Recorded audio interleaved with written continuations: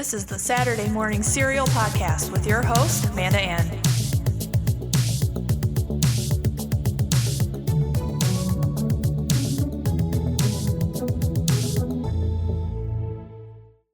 Hey, what is up, everyone?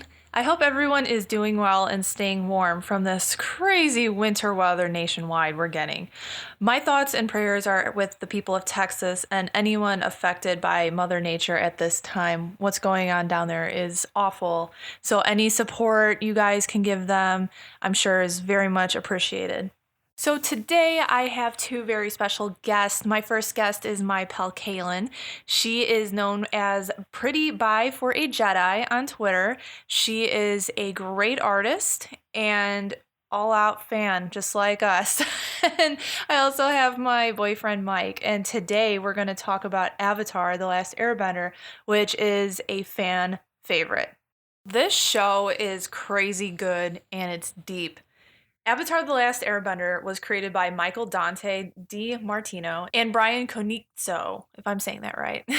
And it was aired on Nickelodeon on February 21st, 2005, and it ran for 3 seasons, or books, as they're called, until July 19th, 2008. The show is all about the 4 elements of air, water, earth, and fire, and it's how certain people in these nations of the elements, they can bend them, as in they use the element as a sort of a superpower. The Avatar is the chosen person who can bend all 4 elements at once. Overall, this show may look cute on the outside at first glance, but it is so well written, researched, and overall it's legendary in all of our opinions. I remember when I first watched it, I was like, "Oh, this is so cute." And Mike was like, "It's not cute, it's deep." And I get it now. So without further ado, let's get into the discussion. Okay, so we are going to start with the storyline of Avatar. Okay, so the storyline of Avatar is basically, it takes place in kind of like an ancient Asian world with 4 different nations, each divided by which element that they can control. And the people who can control the elements are called benders. And there is the firebenders who live in the Fire Nation, the air nomads who are airbenders, the water tribe are waterbenders, north and south respectively, and then there's the Earth Kingdom. And in each generation, there is one person born who can control all 4 elements. And they're called the Avatar. And it's their responsibility to bring balance to not only the 4 nations, but also the spiritual world. Yeah, and all these episodes are connected and they're classified as books. Books, yes. Yeah. I think the choice for the story to follow a bunch of kids was really, really interesting. Because the Avatar, how old is Aang in the beginning? 11 or 12? Somewhere around there. And like Katara's like a little bit older, and then Sokka's like 16 or 17. And I think especially like compared to Korra, where all of the characters are teenagers or older, I think it was just really interesting that not only did they take this really interesting deep world with all these difficult themes, but they presented through the eyes of a bunch of kids. Yeah, it's really about like the effect war has on children, and kind of just how our nation, how where you live can vastly alter your viewpoint on dependent political situations. Like the Fire Prince Zuko at the beginning of the show, he believes that the Fire Nation is the greatest nation in the world. But from the eyes of Aang, the Airbender, the Avatar, who is the last of his kind because of genocide, committed at the hands of the Fire Nation, he doesn't believe that. So we can kind of impose any country into the eyes of any other country and view ourselves through it, and how our actions and how our consequences with other worlds, with ourselves, reflects. Yeah, and another thing I really like too is Aang, who's the main character. He's the Avatar. He's like an 11, 12-year-old boy, but you'd think someone at that age with that kind of power would be like, yeah, I'm gonna just take over the world. But he's an airbender, and airbenders are known as being gentle. They don't look for conflict. They're vegetarians, and it's just a lighter side of a hero, in my Yeah, opinion. he's very much Yeah. a reluctant hero at first because he doesn't want to be the Avatar. He wants to be an 11-year-old boy. With his He wants to be an airbender, and he doesn't get that responsibility. He doesn't get that choice. with his little air scooter. Yeah. I think it was a definite conscious choice that of the four nations, the Avatar was an airbender. Because if it would have been a firebending Avatar, like that would have been so different. Or even like a waterbending or earthbending, like all of those tribes have such strong cultural personalities, I feel. And so for the Avatar in this story to be an airbender, and I know they're very influenced by like Buddhist monks.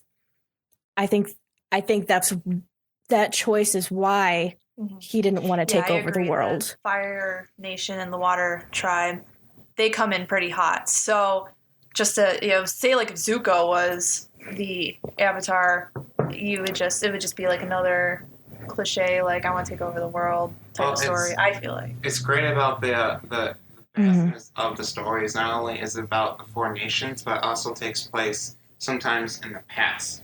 Yeah. So there's this great episode where we actually see the point of view of a Fire Nation Avatar about how he feels about the war. And he really doesn't take the threat of global war seriously from the Fire Lord. Because he knows him, he's so they're best friends.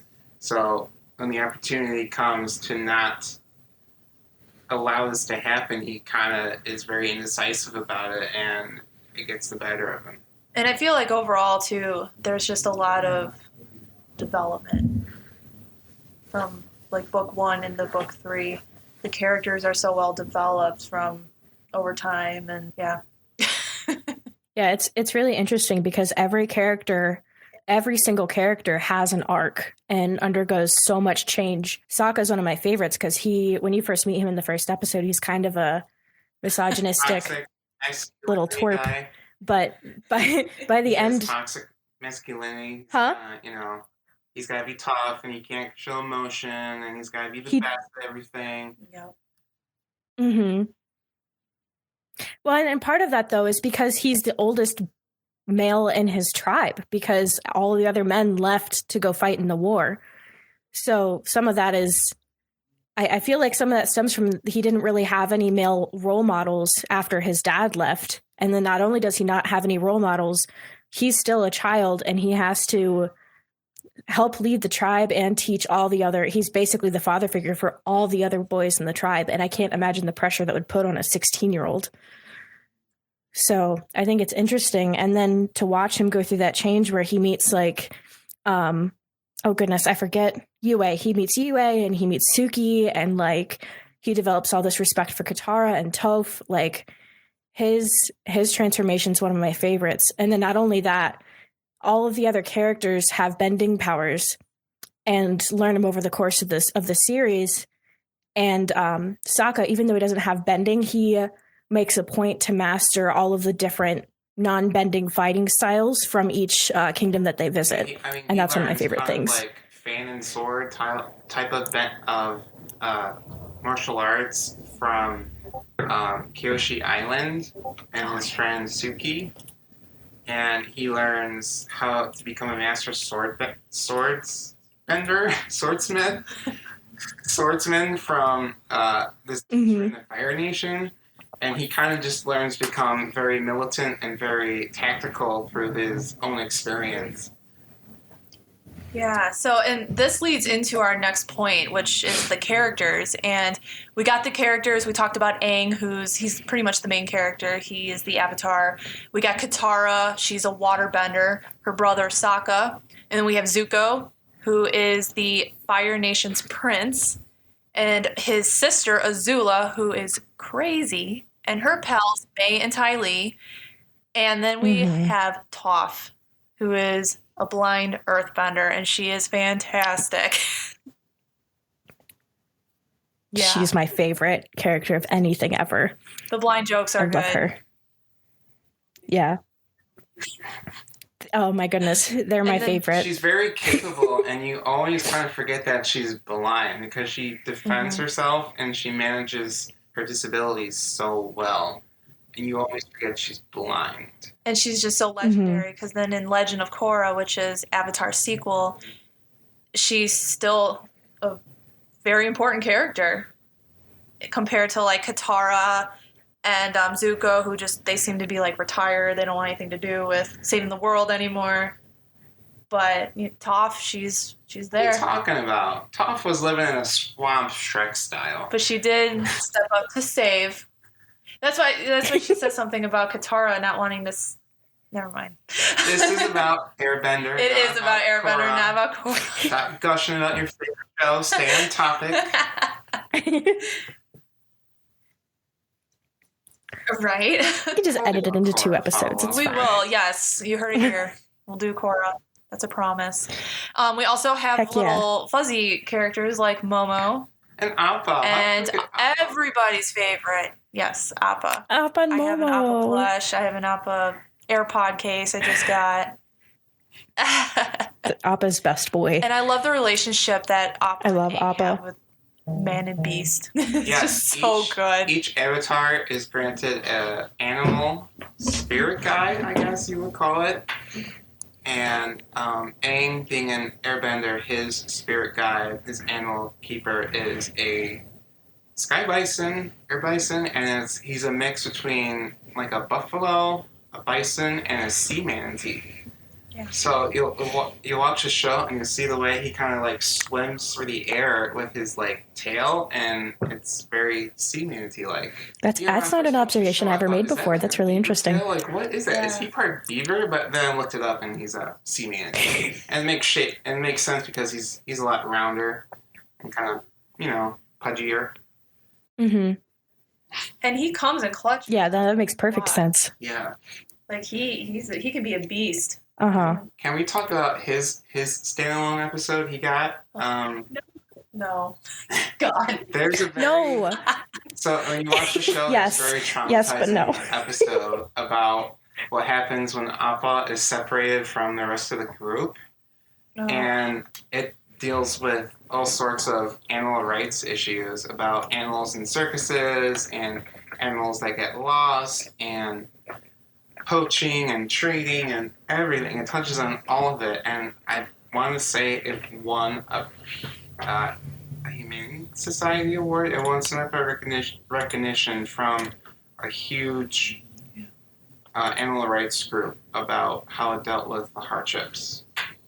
And it was, it's a tough episode to watch, but very important because it does touch upon real life situations with animal abuse and stuff. So and you wouldn't think that you could watch an entire episode about a main character that doesn't talk, and it doesn't have a super expressive face, but D. Bradley Baker and his little grunts and his moves and every little noise he makes and the way the animators just tell this story, it all conveys emotion that is in par with any other human animated character. Yeah. Momo also has some personality to him too, a little bit. Mm-hmm. Yeah, I will say in Korra, I felt like the relationship between her and her polar bear dog, I don't feel like was as strong as Aang and Appa. He got done dirty. But yeah, there's so much depth to all these characters. And something else that I really like about the show is that they don't shy away from difficult topics just because it's an animated Nickelodeon show for kids. Like, they cover like parental abuse. They cover like, we talked about genocide and like war and sexism and yeah. They It's hit funny pretty much because everything. when I first You started know. watching this with Mike is the one that introduced me to the show right after we started dating. And I was like, oh, this show is so cute. And you were just like, cute? No. And now I see what it was all about. And now I just really appreciate Yeah. it. Because it's a show that no one's ever really seen on, especially like a platform like Nickelodeon, when you got SpongeBob and Fairly Odd Parents. Mm-hmm. So Nickelodeon really didn't understand what they Yeah. had at the time, and they did kind of go out looking for this type of like Lord of the Rings, Harry Potter like type of show with a huge mythology, and they got pitched this show, and of course they picked it up, and it's what we have now. But even as they were airing it, they didn't understand like that it's like a storyline, and that you can't just air the same episode over and over, or air episodes out of order and have it make sense. And there's this great joke in the fan community about how The Great Divide is the worst episode. Not because it's the worst episode. Who knows what the worst episode is? That's a topic for another day. But because it was overplayed, it was on Nickelodeon every day. And you even see how Nickelodeon kind of fumbles the ownership of the show too when they get Legend of Korra, and they took Legend of Korra. They took it off the air in the middle of season 3. Because Legend of Korra is real. It gets real fast. Oh, I didn't know that. Not to spoil anything. It does. There's an on-screen death, and it was one of the first visible on-screen deaths in the show, and it's very shocking. Yeah. Oh. Yeah. It really. Yeah. It'll take your breath away. Yeah, just wait a second. But then we also have really great fill-in episodes like The Beach that has to do with the Fire Nation friends. That's one of my favorites. Oh my goodness. Yeah. That's one of my favorite episodes. Right. And it's like nothing exciting happens, but you get so much character development on Tylee, May, and Azula, but especially Azula. Like, that's the point. Like, up until that point, I feel like Azula is kind of like a ghost of a villain. Like, she's not good, but then you get that episode, and then you feel badly for her, and then you start to see how crazy she is. And it's not... That's something I saw. I read a breakdown of the episode at the end where she fights with Zuko and Katara's there, and they could have that fight isn't framed as this big power battle. It's sad because her character's just she was manipulated, and like just like her parents just like, well, not her, I guess her mom even a little bit too, but her, like, she's just such a tragic character. That whole thing, because Azula, I never really paid attention to her until that episode, because she was just an evil sister that was hungry for the throne with electric powers, and it was like, oh, okay, yeah, whatever. But then it's like that beach episode, they all have great, it's like, you see them having fun and partying it up, but then you see a vulnerable side to Azula. She's jealous of Tylee. She wants guys to notice her.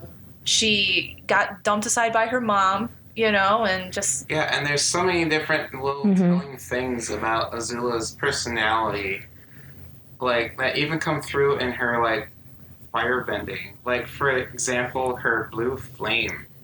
And if you know anything about science, you know that purer of a flame there is, the bluer of a hue it is. So the reason that her flame is blue is because she's such a perfectionist. And what you'll see happen throughout the show is when things don't go her way, she just unravels. Yeah, she's a very interesting character. I mean, you could call her a villain, but you could also call her an anti-hero in her own right, because she's just so dimensional. Yeah. Mm-hmm. And also, like, with Zuko, too, just for him to just kind of, like, let loose with May a little bit, like, them two just, I'm bored. So what? They're so cute. That was funny. And then I love Tylee, just spoiler alert if you guys haven't seen it, but, like, Tylee and May, they just say, like, see ya, Azula, because she gets too crazy for them. And one of my favorites was May going, like, I love Zuko more than I, like, want to be partners with you or whatever, to Azula. I think it was something like, I love Yeah, that's it. Zuko more than Yeah. I'm afraid of you. Yeah. Mm-hmm. Which I think was a really powerful moment. Yeah. And kind of a slap in the face to Azula, because that was kind of her Right. mom's perspective as That, well. everyone was just like on Team Zuko, and once again, this person abandoned her. Yeah, Azula had been, a prodigy firebender, and she had been the daddy's little girl, but she still had never won the love and affection from either of her parents that Zuko had. Yeah. And she was always jealous of him. Mm-hmm. So, Kaylin, what's your favorite character, personally? My favorite character is Toph. I love her so much. She reminds me of a character in a Star Wars book that I read as a kid that was always barefoot because she felt more connected to the Force.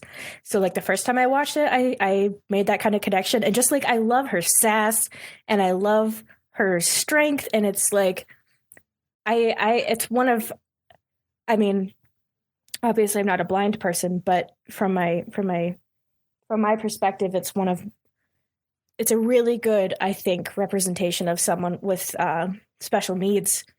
And it's funny that you guys mentioned the jokes earlier, because my youngest brother is on the autism spectrum, and like he's almost 18. And there was one time that we were hanging out at Disney. It was just the three of us, and I hadn't seen them in a while, and I was very worried about him like the whole time. And he like just randomly cracked a joke. He's like, Kaylin, what's wrong? What do you think I am, autistic?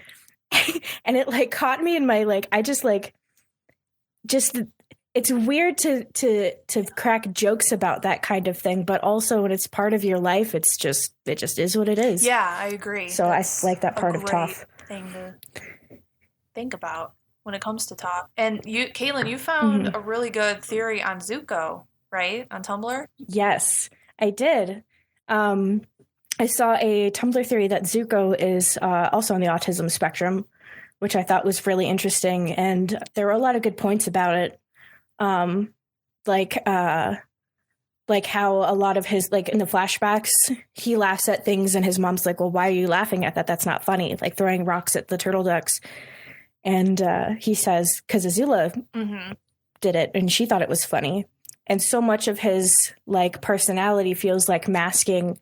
And it talks about like how it feels like it's harder for him to master his firebending skills because he doesn't have great fine motor skills, which is another thing people on the spectrum often experience. And like his social interactions with the other characters, like later, like our favorite quote of all time, that's rough, buddy.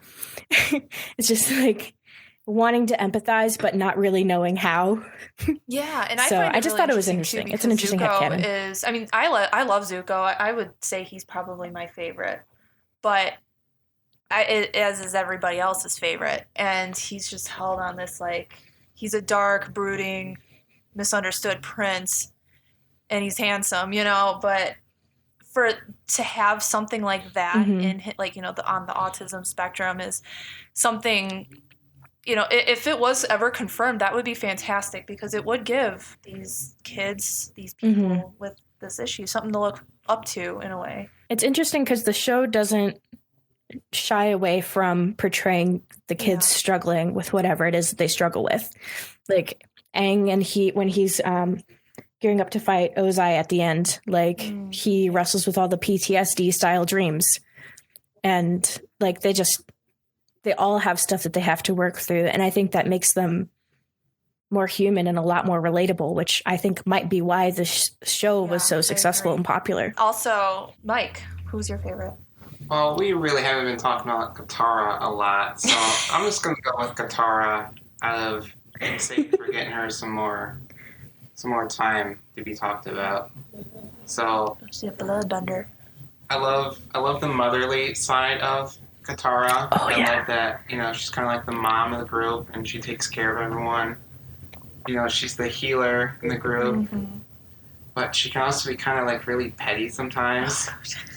And she can be hypocritical and rude and, all those things that people can be. She's not this glowing aura of feminine beauty all the time. She'll get her hands dirty if she wants to, you know. And she struggles with her own inner darkness and her own trauma and her own role in like the Water Tribe and in the gang and as Sokka's brother and later as the love interest of the Avatar. Mm-hmm. And she's very fascinating to me. She's just, you could definitely tell like she just has this power of just needing to be like kind of like the lead female of the group, and she wants to protect that, but she's also a teenage girl who is dealing with regular teenage girl problems with love and just attitude. Attitude is the big thing with Katara. I feel like she's just trying to sort out her emotions. Yeah. Yeah, I mean, she grew up in the Southern Water Tribe, and in the Northern Water Tribe, women aren't allowed to learn how to waterbend. And so when she goes her entire life, she goes the entire first season looking for a teacher. And when she finally meets a teacher in the Northern Water Tribe to teach her waterbending, he doesn't want to do it because she's a girl. Mm-hmm. And she puts her foot down and basically spars with him until he admits that she's talented and she's worthy of his tutorship. And she's a great character. Oh man, yeah. That I think she was even scared. Like she learned how to bloodbend, and she was like, "You could do that," and then it was like, "I can do that." If you're not, oh my god! If you're not familiar with bloodbending, the basis of waterbending is that they control water. But the funny thing about human bodies is that they are like 98% water. So when a waterbender is skilled enough under a full moon at night, is that some of them can control other people's bodies by bending the water inside of them. And they almost do it in this like frightening, contortionist, Linda Blair way. Yeah. And it basically strips you of your willpower to move. And it was born out of like a waterbender concentration camp from the wars, and it's this really ugly thing. And Katara has to come to the grips with that she can do it, and that she only has to do it to defend herself against other bloodbenders. But she has to match their darkness and their kind of their lows to even stand a chance against them. Yeah, and you know, I said my favorite character, could be Zuko, but I really like Suki. Suki's awesome character like Sokka, but she's just so powerful. Yeah, and she's trained in the art of the fan. Yeah. Which is about, it's kind of like waterbending. It's all about like redirecting your opponent's energy and distraction and theatrics.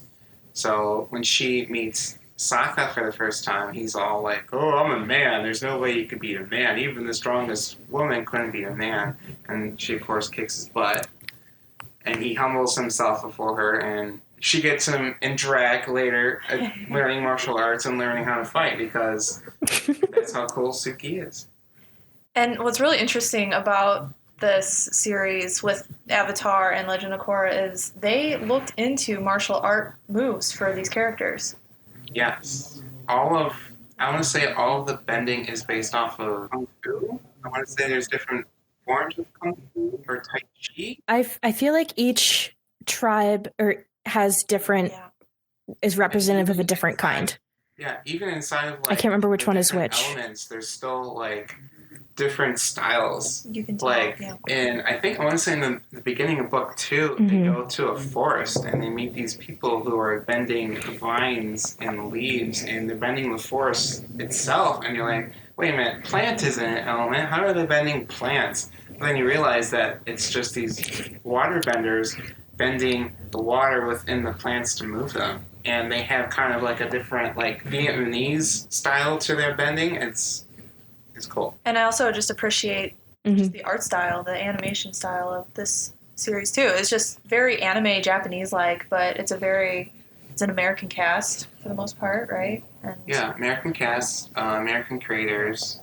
I want to say that it was done by Studio Mir. And that's definitely in Asia somewhere. They do typically animation is that you will have what's called the in-betweeners. Yeah. And you'll have the bigger animators will do all of the key poses for each scene. They'll kind of like scope out the scene with each individual drawing where there's dramatic change, and then they'll send it over to a cheaper animation studio where someone will draw the pictures in between the frames to kind of fill in the gaps. Yeah, and this whole series, it went on to win the Nickelodeon Kids' Choice Awards in 2007 and 2008, and it was just voted for a favorite cartoon. And for me, yeah, it's a cartoon, but it's just overall just a story, and it's great. Like sometimes you forget these are even animated characters. Yeah, I mean, you could be listening to this podcast in the last 10 or 15 minutes of it and forget that we're talking about a cartoon. But it is a cartoon, but you will forget it's a cartoon just because of the themes that it touches on and the beauty that the animation will show at times. Well, and it's funny because it's like I don't know any. It's people like our age that really appreciate it, and I mean this cartoon can break Tumblr. It's all over Tumblr, and it's I don't know. Like I mean the little kids. Like my brother, he watched it when he was really young, and he just really remembers like Appa, the fuzzy animal of the series.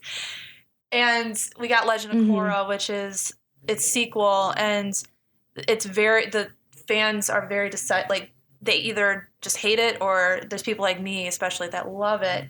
But critically, it got good reviews. So go figure on that. We'll see Avatar's legacy continue to grow as the show continues to find new fan bases in the forms of, now being available to stream on Netflix and possible live action adaptation coming out, plus possible more animation coming onto Paramount Plus. And of course, we have the comics and board games and everything. And it just continues, the canon continues to grow. Yeah, and that's actually another point too I wanted to talk about are the comics. And the comics are pretty much like a continuation of the story. And they're just all... It's pretty much a seamless transition where you'll watch Avatar and then you'll start watching Legend of Korra, and there'll be so many things are different. But what you can do is you can go in and you can read the comics, and the comics will bridge the gap, and it will show the origin of all the new elements in Legend of Korra. Like, for example, the Air Acolytes or the Metal Bending Academy. It shows where it all came from, and it's just as good as storytelling as the show. Yeah, I really enjoyed reading them, and I enjoyed learning more about what happens after the series wraps up, the show wraps up. Seeing how, like, Katara and Aang, they move on, and just the whole gang, they just find more adventures. They use their abilities to their benefit. And Aang continues to have more responsibility thrust on him, and, he has to deal with the consequences of not only his actions in Book 1 through 3, but he has to deal with the actions of past avatars and past Fire Lords, and it's deep stuff. Yeah, and Mike, I was telling Kaylin about the Kyoshi books that came out. You read them. Oh, yes. And Kyoshi, was an avatar. What was it, before? She was the Earthbender avatar before Roku, who was the avatar before Aang. So she is the Earthbender in Aang's cycle. So what's really cool about the Kyoshi novels is that it takes place hundreds of years before Last Airbender, and it's about this avatar named Avatar. Oh gosh, what's his name? So the story goes is that they mistakenly think someone else is the Avatar. So throughout this book, this man is led to believe that he's the Avatar, but in reality, it's actually his maid Kyoshi, and they go to this island and they talk to this spirit to determine who the real Avatar is. And when Kyoshi discovers that it's her, you can go back in the rest of the book and you can look at all these different instances where you go, well, yeah, it's clearly the Avatar.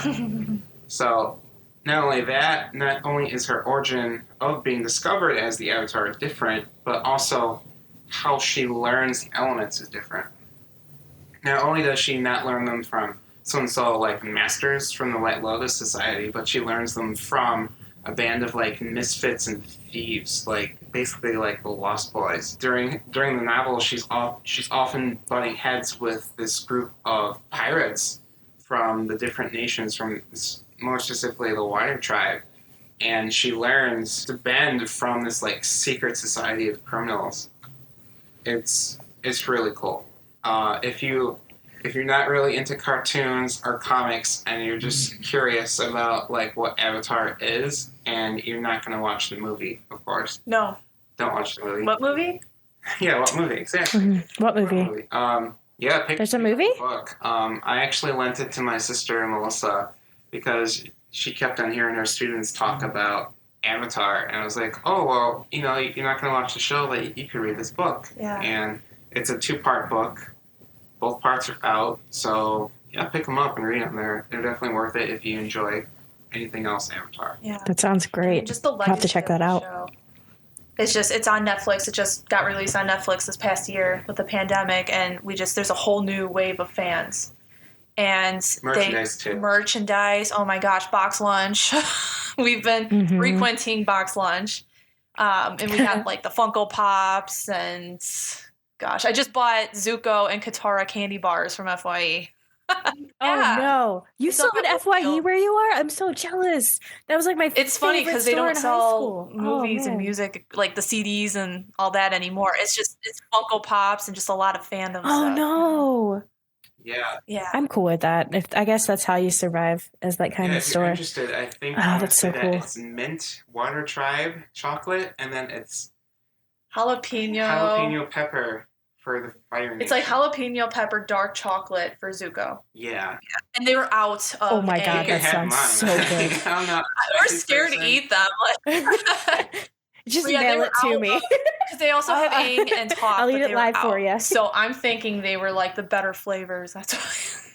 But I just thought they looked cool, so I got them. Yeah, the packaging is very nice. We will be holding on to the packaging long after the chocolate expires. Yeah, we can make our own chocolate bars or something, like foam chocolate. Yeah. Oh, man. Well, if you're listening and you haven't watched the show, it's available to stream on Netflix. I want to say CBS All Access. You can check out the comics and the Kyoshi novels at your local library. And for goodness sake, do not watch the movie. Don't do it. Do not. Don't. I have a funny story about seeing the movie because I saw it in the cheap theaters. If we have time, my mom took me and my siblings to see it when it came out, and I hadn't seen the show, so I had like no context. So like we watched it. I was like, oh, this is kind of cool.